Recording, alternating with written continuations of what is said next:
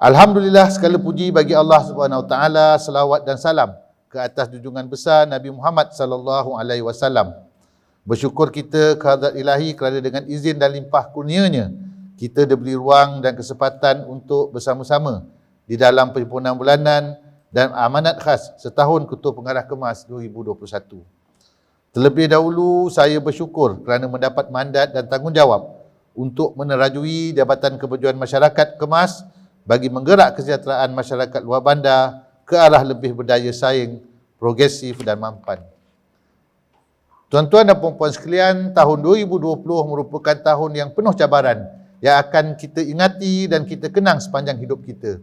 Wabak penyakit coronavirus telah menyerang dunia bermula penghujung 2019 sehingga 31 Disember 2020, lebih 80 juta manusia telah dijangkiti virus ini yang menyerang 200 lebih buah negara.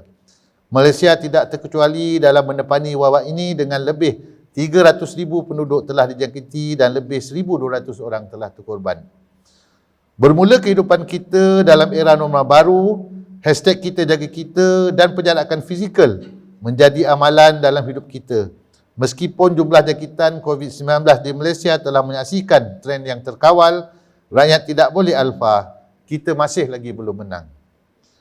Saya bangga dengan warga Kemas yang telah berganding bahu membantu pasukan Barisan Hadapan dengan menghasilkan Personal Protective Equipment PPE kepada petugas Barisan Hadapan. Sebanyak 90,983 unit PPE telah berjaya kita hasilkan. Syabas dan tahniah diucapkan kepada mereka yang terlibat. Tuan-tuan dan puan-puan sekalian, pada tahun 2020, Kemas telah memulakan projek rintis KMTV ataupun Kemas TV untuk memperkasakan program-program Kemas sesuai dengan norma baru pada masa kini. Selain itu juga, usaha pendigitalan modul-modul Kemas dapat dilaksanakan merangkumi core business utama Kemas. Dalam tempoh 10 bulan lepas, projek rintis KMTV dilaksanakan, peningkatan jumlah subscriber telah melonjak naik kepada 4,957 berbanding hanya 243 subscriber sebelum projek rintis KMTV diperkenalkan. Terima kasih kepada subscriber daripada warga Kemas, ibu bapa dan warga net yang menyokong KMTV. Ayuh sama-sama kita menyokong untuk menjadikan subscriber KMTV ke arah pendigitalan maklumat, pengajaran dan juga pembelajaran. Tuan-tuan dan puan-puan sekalian, pada tahun 2020 juga Kemas telah melakarkan sejarah baru apabila Hari Potensi 2021 dilaksanakan secara dalam talian. Hari Potensi Kemas 2020 yang dilaksanakan pada 16 hingga 20 November 2020 telah berjaya meraih sebanyak 94,670 view, termasuk tontonan daripada United States, Singapura, India, Thailand, Indonesia dan Brunei. Satu tepukan gemuruh atas kejayaan yang membanggakan ini. Dah tepuk dah. Lambat dia suruh tepuk tapi dah tepuk dulu ya. Mana dia kita ni proaktif lah. Nampak sangat kita proaktif. Pada tahun 2020 yang lalu, Kemas telah menerima satu anugerah iaitu Gold Trusted Brand 2020, iaitu Tabika Kemas jenama paling dipercayai bagi kategori pendidikan awal kanak-kanak di Malaysia. Kenyataan ini berdasarkan kepada anugerah Trusted Brand of the Year 2020 bagi kategori Pusat Pembelajaran Prasekolah Pilihan Pengguna di Malaysia oleh Reader's Digest. Satu pencapaian yang sangat berprestij, sabas dan diucapkan tahniah. Yang ini kena tepuk jugalah. Yang tepuk untuk diri tuan-tuan dan puan-puan sekalian.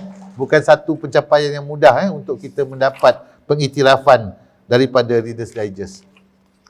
Tuan-tuan dan puan-puan sekalian, meskipun berdepan dengan cabaran wabak COVID-19, Kemas tetap komited untuk melaksanakan program-program yang dirangka dengan mengambil kira pematuhan SOP dan keperluan situasi keadaan semasa. Sepanjang tempoh pencapaian semasa suku tahun ketiga 2020, sebanyak 40 KPI program Kemas yang telah berjaya dilaksanakan dengan cemerlang yang mana melibatkan 8 bahagian dan 3 unit di ibu pejabat. Agenda Pelan Harapan Pembangunan Luar Bandar adalah berpaksikan kepada keperluan dan kehendak rakyat di samping memastikan proses pembangunan luar bandar berada pada landasan yang betul. Pelaksanaan Pelan Harapan Pembangunan Luar Bandar berkenaan telah dirangka untuk tempoh 5 tahun bermula tahun 2018 sehingga 2023 berdasarkan 6 teras utama iaitu prasarana, ekonomi, keusahawanan, modal insan, wanita dan juga sistem penyampaian. Berdasarkan Pelan Harapan Pembangunan Luar Bandar, Kemas telah merealisasikan pencapaian 2 teras yang berkaitan iaitu teras kedua, keusahawanan melibatkan 1 program dan teras 3 meliputi modal insan meliputi 3 program. Teras 2 keusahawanan iaitu program Quick Win yang memberi impak segera kepada golongan sasar dalam 5 bidang kemahiran iaitu masakan, jahitan, dandanan diri, komputeran dan seni tangan telah berjaya mencapai 100% kejayaan iaitu seramai 1,500 peserta telah menerima faedah daripada pelaksanaan program ini. Sebanyak 100 siri yang disasarkan telah berjaya dicapai sepenuhnya sepanjang tempoh setahun. Pencapaian teras ketiga modal insan terdapat 3 program yang memenuhi KPI iaitu sebanyak 160 kelas kursus penggunaan modul eStream secara dalam talian telah berjaya dilaksanakan 100% melibatkan kos sebanyak 16,500 dan penerima faedah adalah seramai 160 peserta. Selain itu, sebanyak 25 buah projek peluasan tabika pada tahun 2020 telah berjaya mencapai sasaran yang ditetapkan. Seramai 375 orang kanak-kanak telah menerima faedah daripada projek ini dan kos yang dibelanjakan adalah sebanyak 375,000 secara keseluruhannya. Program Halakah Ilmu yang merupakan program baru diperkenalkan tahun 2020 telah berjaya mencapai sasaran 630 siri dengan kos sebanyak 495,000.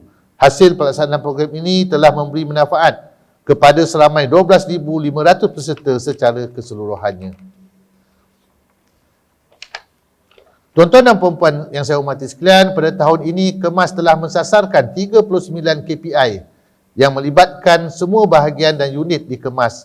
5 daripada 39 KPI tersebut merupakan KPI yang berada di bawah teras dasar pembangunan luar bandar yang memfokuskan kepada 2 teras utama iaitu teras keusahawanan meliputi 4 program dan teras wanita meliputi 1 program. Dalam teras keusahawanan, program Quick Win berperanan untuk mewujudkan kesinambungan bidang kemahiran yang diperolehi di kelas-kelas kemahiran sedia ada, memberi peluang kepada kumpulan sasar untuk mempelbagaikan sumber pendapatan melalui ilmu kemahiran dan seterusnya berupaya menambah pendapatan.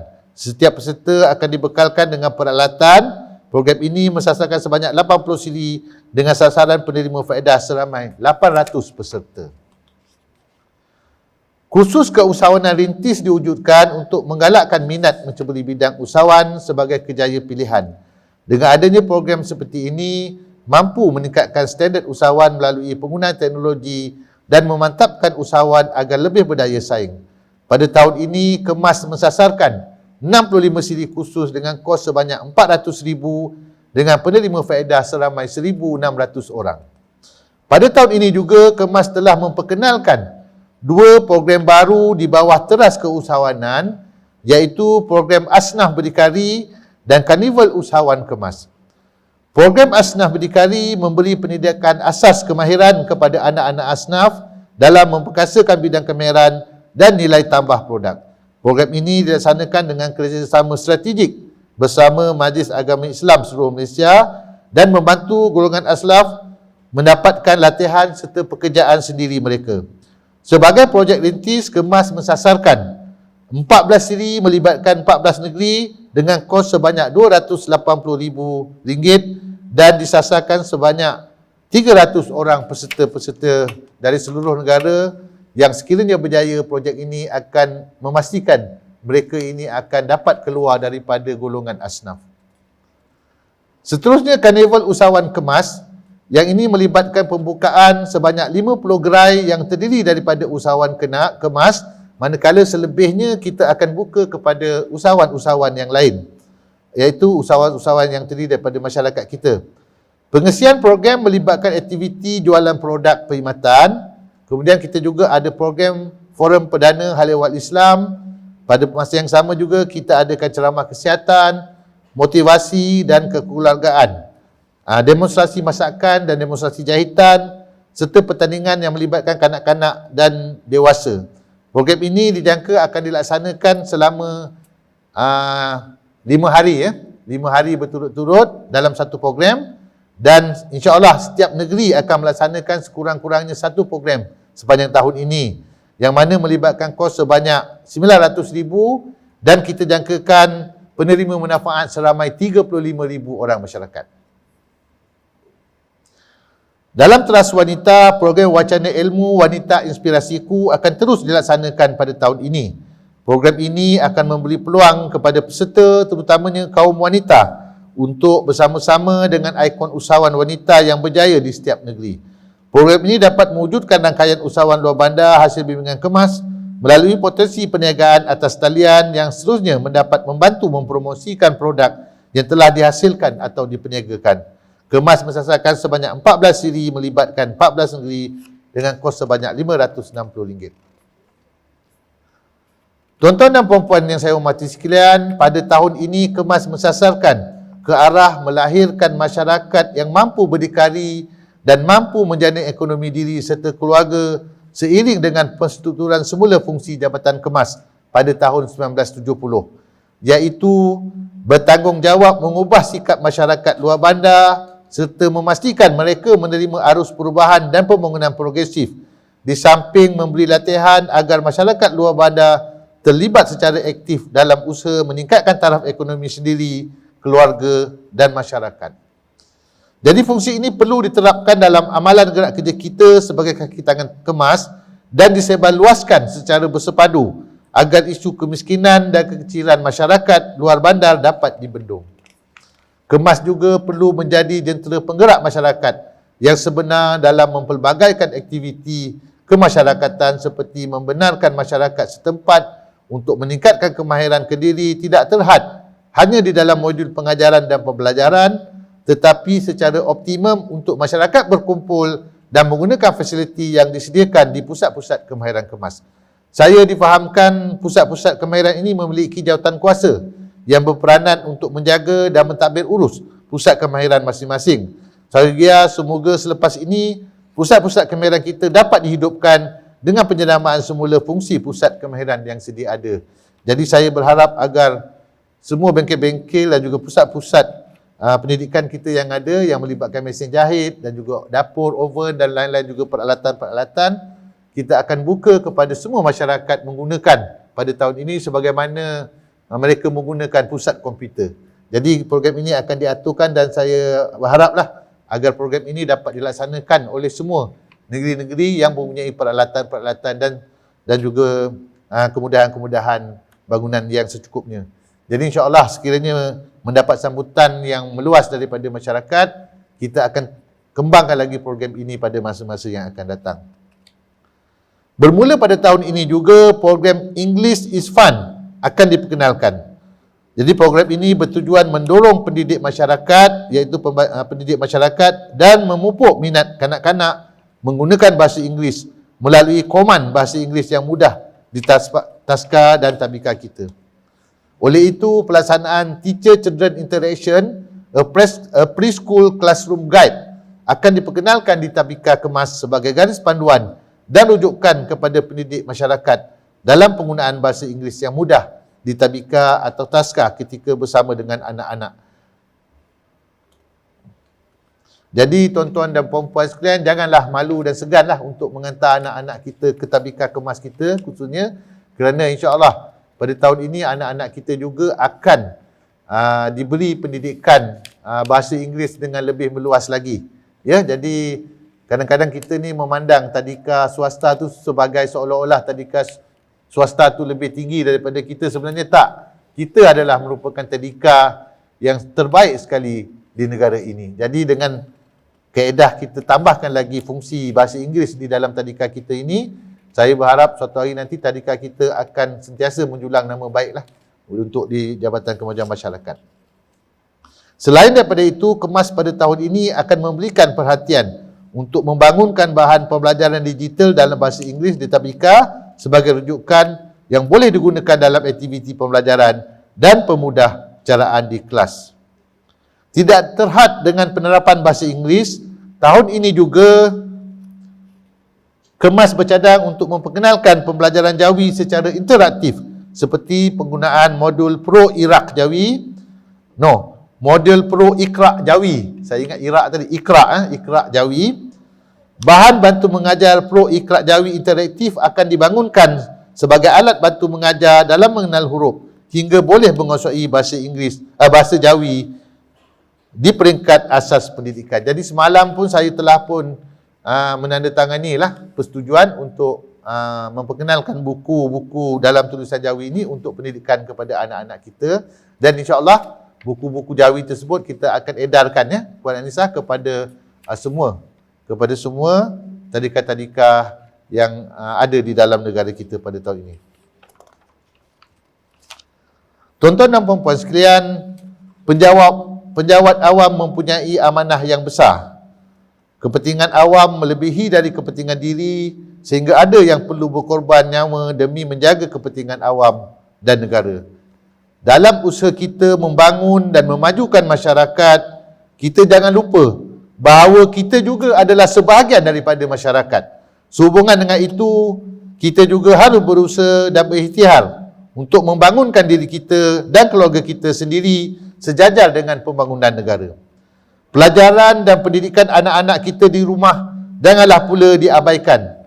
Pastikan anak-anak kita juga dijaga, dibelai dan dipenuhi kehendak mereka khususnya dalam bidang pendidikan dan agama. Untuk diri kita sendiri, pastikan kita sentiasa mengamalkan nilai-nilai murni seperti amanah, jujur, berintegriti dan komited dalam kita melaksanakan tugas-tugas kita seharian. Hal ini penting kerana kejayaan tidak mungkin dapat kita cipta sekiranya tidak ada nilai-nilai murni di dalam diri kita. Satu lagi sifat yang perlu ada dalam diri kita adalah nilai social capital atau bahasa mudahnya roh. Roh ataupun ada hati dalam apa juga program-program yang kita rancangkan dan laksanakan. Jadi bermakna apabila kita melaksanakan sesuatu program tersebut, hendaklah dilaksanakan dengan sepenuh hati Bukan kita laksanakan dengan secara, bahasa pasarnya dengan secara cincai saja. Anggap lepas batuk di tangga. Itu tak boleh berjadi. Kalau itu yang kita amalkan, bermakna kualiti perkhidmatan kita automatik akan rendah dan akan merudum. Jadi sebab itulah mana dia penting dalam kita melaksanakan program-program kita tersebut, mana dia ada roh di dalamnya ataupun ada hati kita melaksanakan program tersebut. Jadi dengan adanya hati apabila kita melakukan sesuatu program atau projek, barulah saya percaya kejayaannya akan lebih berkesan dan dapat dirasai oleh masyarakat. Ibarat diri kita andainya tiada roh di dalam diri kita, jasad tidak mungkin akan hidup. Jadi tuan-tuan fikir-fikirkanlah. Jadi selayaknya saya menyeru seluruh warga Kemas agar dapat menunjukkan sikap partisipasi yang luar biasa dan mampu menyalurkan pemikiran serta idea yang realistik selari dengan kehendak dan perubahan pada masa kini dan juga pada masa akan datang. Saya amat yakin dan percaya sekiranya kita semua sentiasa bekerja dalam satu pasukan serta berganding bahu dalam melaksanakan amanah yang diberikan, tidak mustahil semua cabaran yang berdatang mampu ditangani dengan lebih baik. Tuan-tuan dan puan-puan sekalian, sepanjang saya berada di Kemas, saya amat berpuas hati dengan komitmen dan tanggungjawab yang ditunjukkan oleh seluruh kaki tangan di ibu pejabat maupun di negeri-negeri. Saya juga melihat jabatan ini terdapat aura yang sangat ceria. Saya rasa bersyukur dapat bertugas di jabatan ini dan mempunyai barisan modal insan yang sangat peramah. Tepuklah tangan untuk diri tuan-tuan sendiri. Jadi keadaan inilah menyebabkan saya rasa terharu dan mengharapkan usaha sama, komitmen serta semangat berpasukan yang dikekalkan seiring dengan perjuangan dalam memajukan masyarakat. Usaha berpasukan ini kita gerak bersama-sama dalam menyempurnakan apa juga tanggungjawab yang diberikan. Contohnya penyediaan PPE yang lalu, itu adalah contoh-contohnya. Serta kita juga telah mengadakan program-program ad hoc dengan jayanya seperti mana sebelum pilihan raya umum yang berlaku di Sabah yang lalu. Itu semua adalah hasil daripada kerjasama di antara berpasukan di kalangan kita. Jadi kalau tidak, saya tak fikirlah benda tu boleh berjaya kerana ia melibatkan usaha human resource yang ramai serta melibatkan para peserta yang juga ramai. Jadi tuan-tuan dan puan-puan sekalian, sebelum saya mengundurkan diri, saya mengambil peluang ini untuk mengucapkan tahniah dan terima kasih kepada semua petugas-petugas kita yang bertungkus lumus menjayakan program ini, khususnya kepada TKP PNP, Cik Kaha, TKPO, Cik Kamal, unit komunikasi korporat dan ICT yang membawa litas langsung ini, para penyambut tetamu dan barisan urus setia, manis-manis semua tadi saya tengok, pengacara majlis yang handsome, serta penghias dewan dan semua yang terlibatlah yang saya tak sempat sebut hari ini ya. Jadi inilah sebenarnya bukti yang tuan-tuan sendiri tunjukkan bahawa kita berjaya mengadakan perhimpunan pagi pada hari ini adalah di atas kerjasama dan juga kerja berpasukan yang tuan-tuan dan puan-puan laksanakan. Jadi saya ucapkan tahniah dan syabas sekali lagi kepada semua. Dah habis. Jadi akhir kalam saya teringat kata-kata Bundia Hamkah. Dia katanya begini bunyinya ya. Semangat yang lemah berjuanglah jauh, jiwa yang kecil segera besarkan, yakin percaya iman pun teguh, zaman hadapan penuh harapan. Itu kata Hamkah lah. Semoga segala usaha yang telah kita lakukan memberi manfaat kepada seluruh masyarakat dan segala amal ini dinilai ibadat di sisi Allah yang Maha Esa. Sekian, wabillahi taufiq wal hidayah. Wassalamualaikum warahmatullahi wabarakatuh.